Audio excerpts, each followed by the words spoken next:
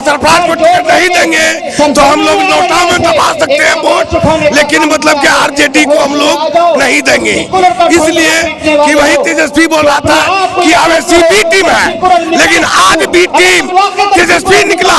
हिंदू को ढूंढती है ना मुसलमान को ढूंढती है, हिंदू को ढूंढती है ना मुसलमान को ढूंढती है, एक इंसान की नज़र है, इंसानियत को ढूंढती है। कि जनता तेजस्वी का गुलाम नहीं है ना, ये चाहता है, ये चीज़ उसको सामने दिखाई दे देगा। अररिया में भी मतलब उसने टिकट जिस आदमी को दिया है उसको वोट नहीं मिलेगा।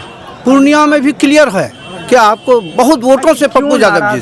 सरफराज साहब का के साथ जो भीतरघात हुआ है, हमको तो लग रहा है कि हम लोग सिर्फ दरी बिछाने के काम आने वाले लोग हैं पार्टी में। लालू यादव जी और तेजस्वी यादव जी ये अहंकारी लोग हैं जो कि तस्लीमुद्दीन के परिवार को तोड़ने की कोशिश कर रहे हैं सीमांचल में। और जो साहनेवाज खुद एक बिचौलिया है, अगर उनको माना जाए तो साहनेवाज आलम एक बिचौलिया है, एक जुमलाबाज है जो ओवैसी से भागकर राजद में जाता है।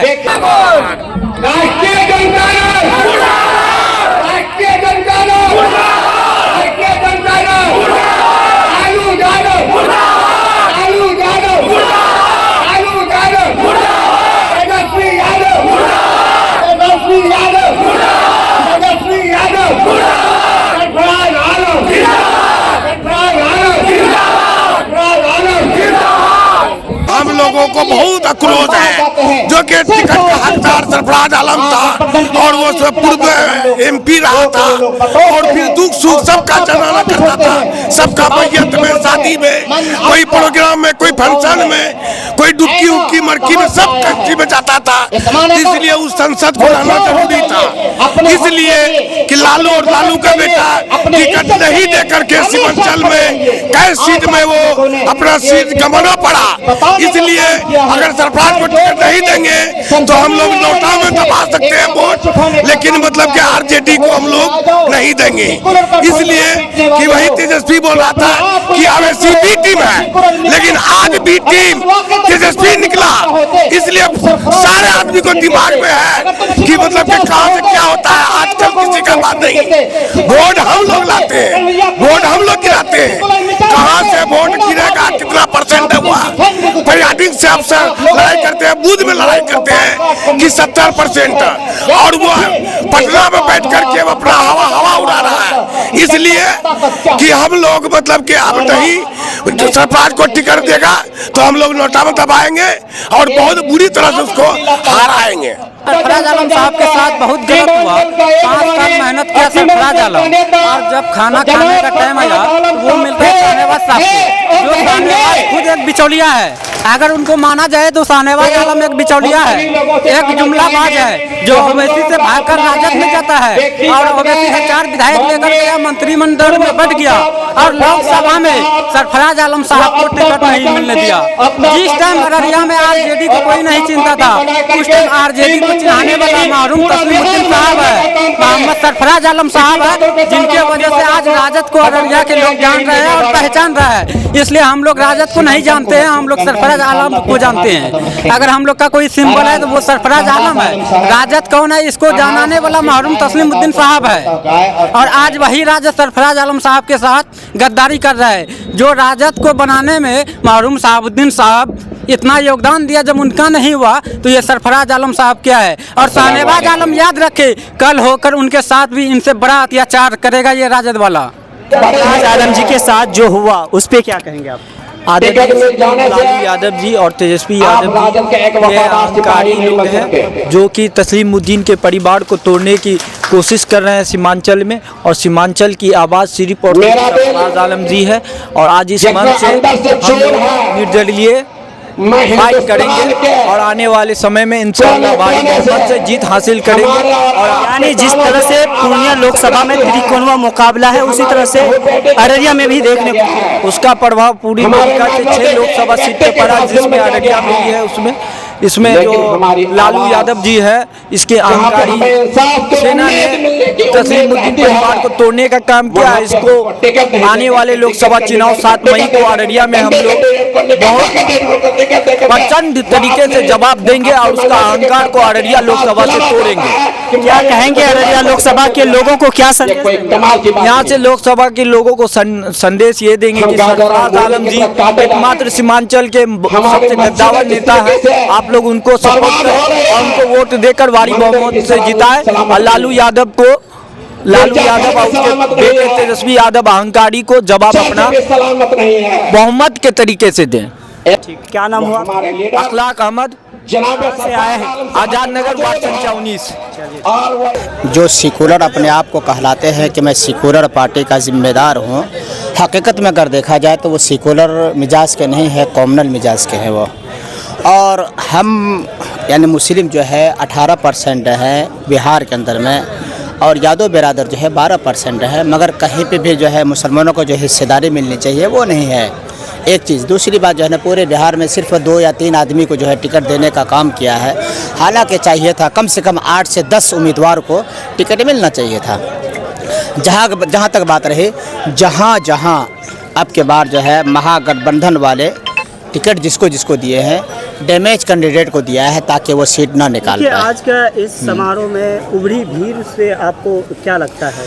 नहीं, लोगों के अंदर में जो ये आक्रोश है, एक उम्मीद थी कि सरफराज को यहाँ पे टिकट मिलना चाहिए था। इसी तरीके से पूर्णिया के अंदर पप्पू यादव को मिलना चाहिए था, बेगूसराय में कन्हैया कुमार को मिलना चाहिए था। है पूर्णिया जैसे त्रिकोणीय मुकाबला जो पूर्णिया में है, उसी तरह से अररिया में भी देखने को मिलेगा? अब ये तो समय बताएगा, इस वक्त जो है डिसीजन नहीं लिया गया है, ठीक है। अब अगर जो है इस तरीके से हालात आ जाए तो तिनकुनिया हो सकता है, कोई दूर की बात नहीं। आपके ओर से अररिया लोकसभा के लोगों को क्या संदेश देना चाहेंगे? हम सिर्फ यही कहेंगे कि जो है ना, आज तक जब से भारत आज़ाद हुआ है अभी तक जो है ना सिर्फ और सिर्फ हम लोग दरी बिछाने का काम किए हैं, उसके अलावा और कुछ नहीं। हिस्सेदारी चाहिए, सीमांचल को अच्छा नेता चाहिए जो सीमांचल का विकास की तरफ सीमांचल को लेके जाए।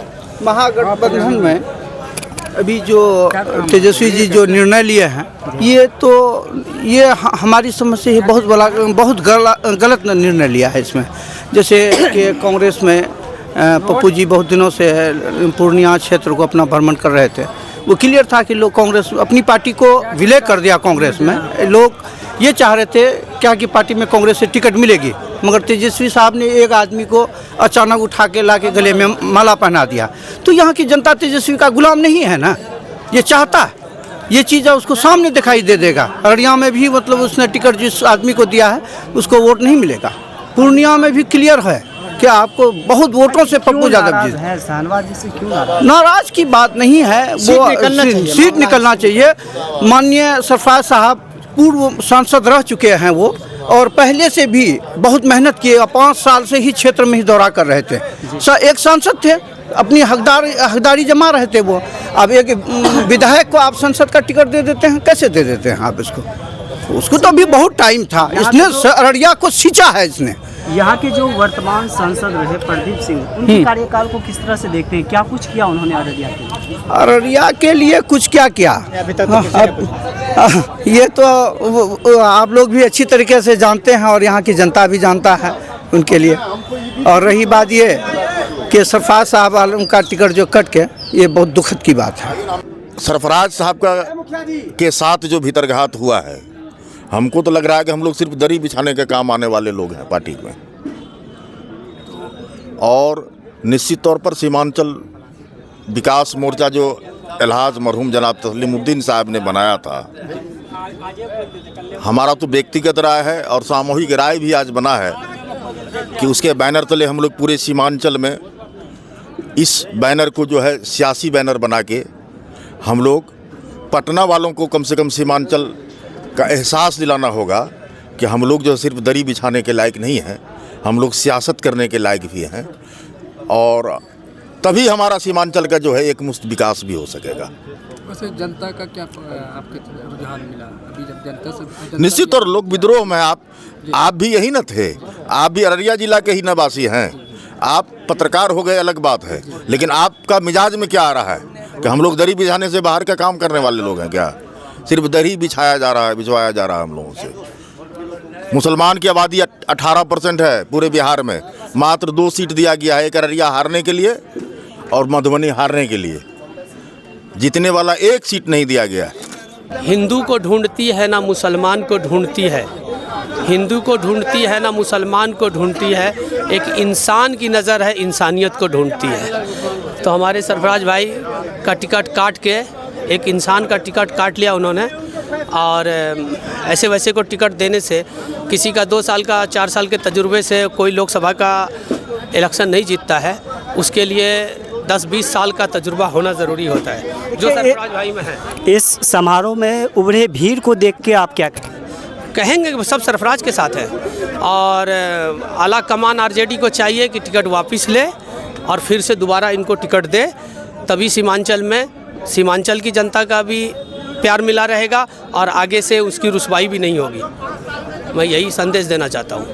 खासतौर से जिस तरह से टिकट कटा और लगातार देखा जा रहा है कि आरजेडी की तरफ से पूर्णिया लोकसभा ऐसे ही हॉट बना हुआ, और अररिया में क्या इसका भी ऐसे ही पप्पू यादव का टिकट वहाँ से काटना ये बहुत बड़ा उन लोगों के लिए दुर्भाग्य मैं कहूँगा, और प्लस यहाँ का टिकट काटना कन्हैया जी जैसे बोलने वाले व्यक्ति जो आँख में आँख मिला के बात करते हैं उनका टिकट काटना, शहाबुद्दीन साहब जिन्होंने पता नहीं क्या नहीं किया, मतलब कि जो है कि लालू यादव जी के लिए आज उनकी वो नहीं है, उनकी वाइफ को भी टिकट नहीं दिया या उनको नहीं मिलाया या उनसे समझौता नहीं किया।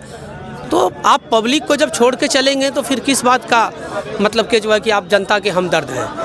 क्या नाम हुआ आपका? मेरा नाम मुबारक हुसैन हुआ। हम कहेंगे सरफराज जी का जो टिकट कटा है इस पर आप क्या कहेंगे? देखिए, हम जोकी ब्लॉक से आते हैं और अभी जब मालूम चला कि सरफराज आलम साहब का टिकट कट गया है तो बहुत दुख हुई। हम लोग आज तकरीबन 6 महीना से ही इस उम्मीद में थे कि उनको टिकट मिलेगा, और अभी जो अररिया का जो हाल है, जो यहाँ पर स्थिति है यहाँ का जो है विकास का और भी चीज़ों का जो है, तो हम लोग बहुत परेशान हो चुके थे। चूँकि अभी वो प्रेजेंट MLA शाहनवाज थे जो कि प्रखंड से, हम लोग तो ये भी सोच रहे थे कि शायद वो अभी MLA के भी काबिल नहीं है, लेकिन ये उनको MP कैसे टिकट दे दिया गया।